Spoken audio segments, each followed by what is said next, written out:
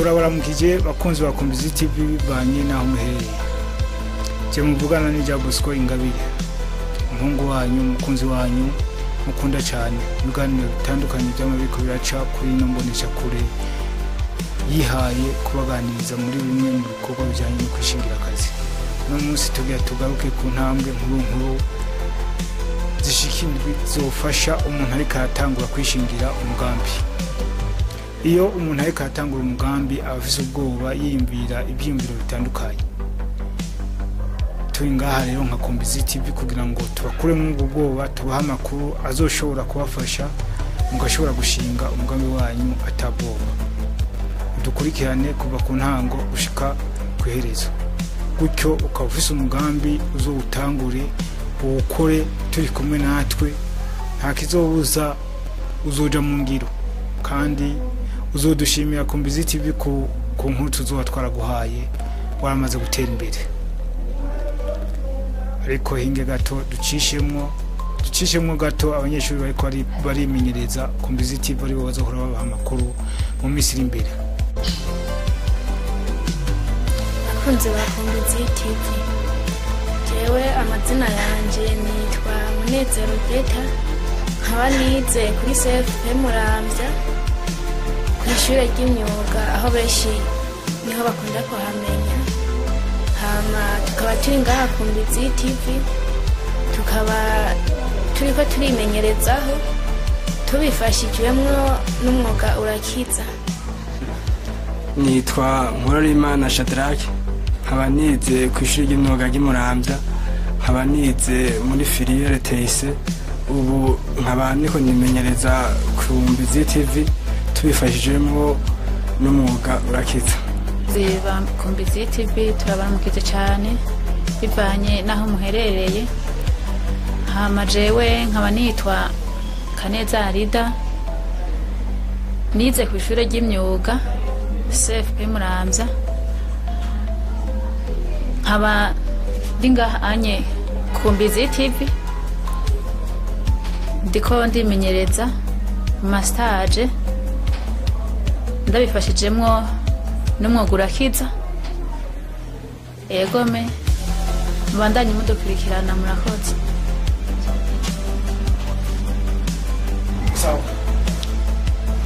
Bakunzi ba Kombizi TV, mahoro neza.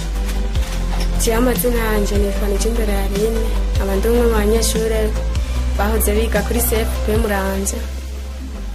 Nkaba ndiko ndimenyereza muri stage professionnelle ngaha Kombizi TV.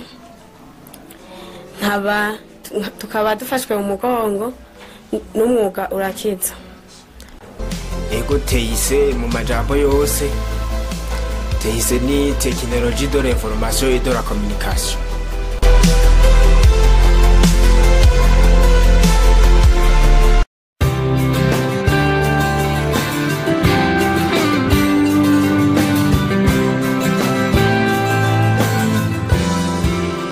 Rero mwebwe bakunzi ba Kombizi TV atakomutagira kugira ngo mudushigikire kwa gusangiza ibikorwa tubashikiriza, ibiganiro tubashikiriza mukabisangiza abandi, mbere no kugira no kubahamagarira kugira subscribe ko batarabigira. Turabashimiye.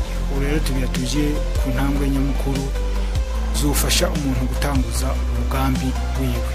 Bati niziye ubwa mbere na intambwe ya mbere no kwiyumvira ubushobozi ufise iyo ushaka gutegura umugambi.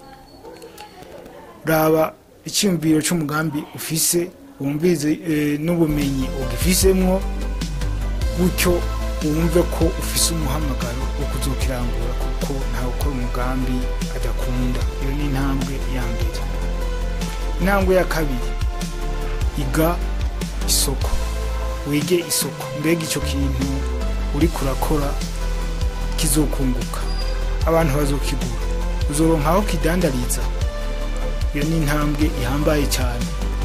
Wige umenye uti mbega abo duhanganye muri uno mugambi yiye gukora ni bande, bandushiki, jewe ndabarushiki, nobigira kiki. Ibibazo nk'ibyo umuntu ariko atangura canke yifuza uzotangura umugambi w'iterambere, izo bita activité génératrice de revenu rurimi rw'ifaransa. Ibyo ni bimwe mu bibazo yiyumvira. Ubugira gatatu, intambwe igira gatatu, tegura icyo bita plan d'affaires, integuro y'umugambi yanditse ikwereka ukuntu igikorwa cyawe uzokirangura. Utabishoboye usabe abazi kuyikora bayigufasha, iyo bita plan d'affaires. Ibiri ngaho wa mugambi uve mu byiyumviro byo kwiga isoko, ubihejeje ushyiraho umugambi uwandike. Ubwira kane, andikisha sosiyete yawe kugira ngo ishobore gutanga ikori mu gihugu. Ni ukuvuga ushimye ko yinjiramo abandi, ibe koperative cyangwa ibe sosiyete mixte cyangwa ibe sosiyete impersonnelle, bivana n'amahitamo n'icyumviro cy'umugambi wawe ukuntu uzoba wagiteguye. Aho bice bisaba rero yuko uronka icyo bita NIF, numero d'identification fiscale, igufasha kuriha amakori canke gushigikirwa n'imigambi itandukanye y'igihugu mu gihe uri nko mu Burundi cyangwa ibihugu byose biragira amastructure fiscale atuma binjiza amakori atandukanye. Icyo nacyo ni ikintu gihambaye ko ibyo ukora byose bizoca mu mategeko. Ubwira gatanu, bigukundiye shiraho idandarizo ku rubuga ngurukanabumenyi. Nimba ari magazine washinze, shiraho uburyo uzoyimenyekanisha, haba ku rubuga ngurukanabumenyi cyane ku maradiyo, eka ku bijyanye na marketing, ukuntu uyimenyekanisha ahatandukanye. Icyo nacyo nyine ni igikorwa gikomeye, kuko urashobora gusanga aho uri kurakorera ibyo uri kurakora bitazwi, muri icyo gihe urabura abakiriya. Ubugira gatandatu, umuntu yoroshe, wiyumve ko ibyo ugiye gukora ubikunda, ubikora ubikunze, ntihabemwo agahato. Umuntu yoroshe, wiyoroshe kandi wiyizere, wiha icyizere wowe nyine, wumve ko ibyo ugiye gukora ubikora ubikunze atagahato. Ntutinye gutangura. Turamaze kubona keshi na keshi aba entrepreneur cyangwa umuntu ashaka kwishingira ibyiwe, ikintu cyambere kimugora no kugira ubwoba, yiyumvira ati mbega ninatangura sinzohava mpomba, naka yarahombye, yarakoze arahomba, nanje nzohava mpomba. Ibyo rero biratuma umuntu agira ubwoba yikatangura. Ubwoba rero umuntu yifuza kuzobikora cyangwa yifuza gutanguza umugambi wiwe, ategerezwa kubutsinda, kuko aho muherereye, aho duherereye, murabona abaguzi atunga batandukanye batize amashuri menshi, mugabo ugasanga eka imigambi yabo ikiraranguka. Niryo tandukaniro riri hagati y'abize n'abatize. Ni ukuvuga abatize bo baranyarutsa mu gutangura, ntagira ubwoba bwo kwibaza ibibazo byinshi ngo azohava ahomba, arakora abonye bigiye mu ngiro akaca nezerwa. Ariko uwize nawe agoma afise ubwoba bwo gutangura, yiyumvira ingaruka mbi, ibiharuro byinshi cyane, mbere agahitamo kubiheba.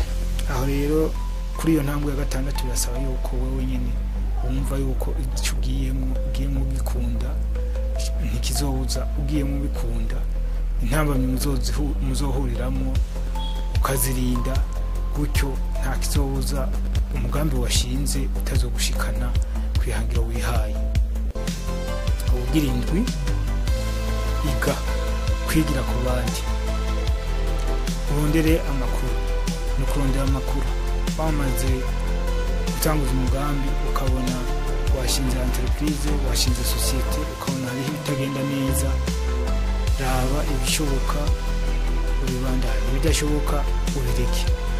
Bikenewe saba amakuru ku bandi. Icyo gihe entreprise yawe nta kizobuza izotera imbere, kuko ibyo utarabona abagenzi abo bashobora kuba bamaze kubona, gutyo mu kugurana ibyiyumviro.